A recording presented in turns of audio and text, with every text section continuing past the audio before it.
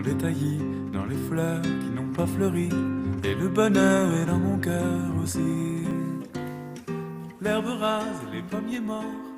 Bonjour Béatrice. Bonjour Isabelle. Direction ce matin le musée Jacques Marandré avec un hommage aux impressionnistes, aux grands maîtres et aussi à une région française, la Normandie et son influence sur le mouvement.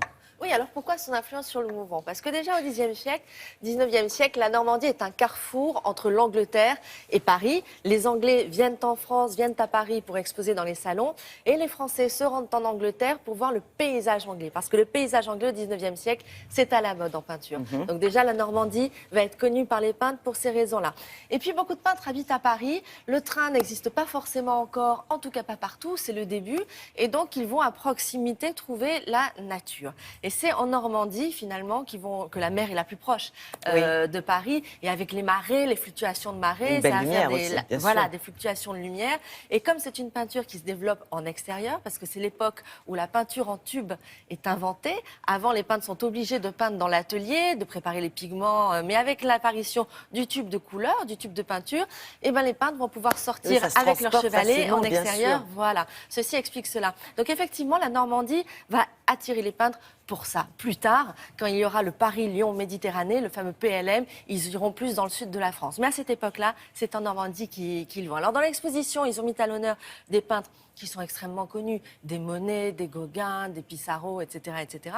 Mais aussi des peintres moins connus, mais qui étaient pourtant amis avec les autres. Et comme ils étaient tous amis, ils se rejoignaient tous au même endroit. Regardez, c'est au musée Jacques Marandré à Paris.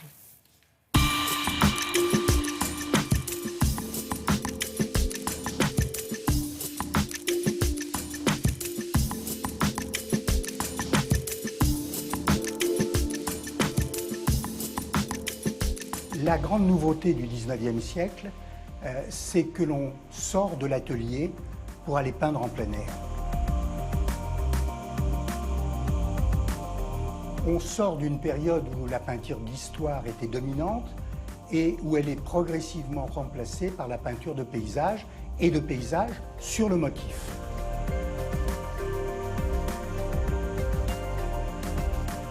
Ils se retrouvent tous à Honfleur, à la ferme Saint-Siméon, au début des années 1860.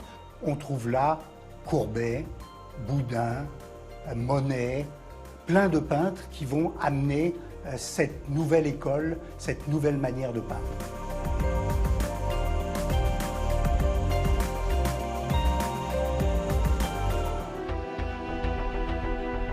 Degas peint ses premières courses de chevaux dans la plaine d'Argentan, parce qu'il a un ami, Paul Valpinson, qui l'invite tous les étés à passer plusieurs semaines.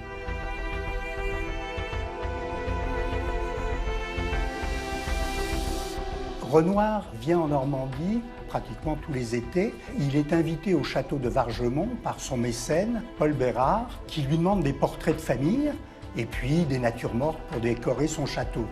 Renoir en profite pour peindre de merveilleux paysages de mer.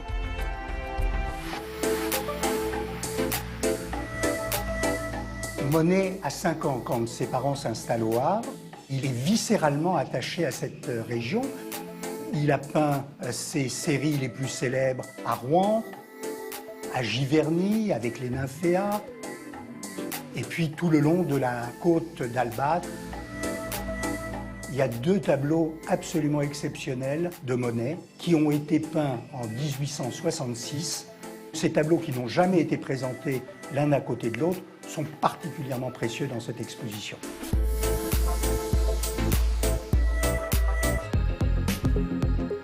Caillebotte était un grand amateur de régates. Il participait aux régates internationales de Trouville, ce qui lui permettait de peindre de superbes paysages de mer. À la différence de tous les autres peintres, il a peint la côte en vue plongeante.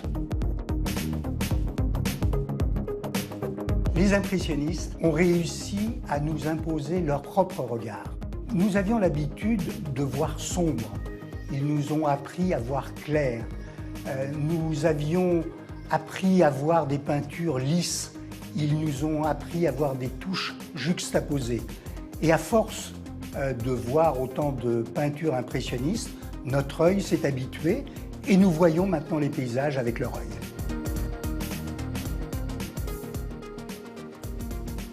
Et oui, ça on dit ça maintenant. À l'époque, ils n'ont pas été forcément bien accueillis. Mais à l'époque, c'était un art de dégénérer, les impressionnistes. Ils se faisaient refuser de tous les salons, alors que maintenant, c'est le mouvement qui est le plus apprécié dans le monde entier, c'est évident.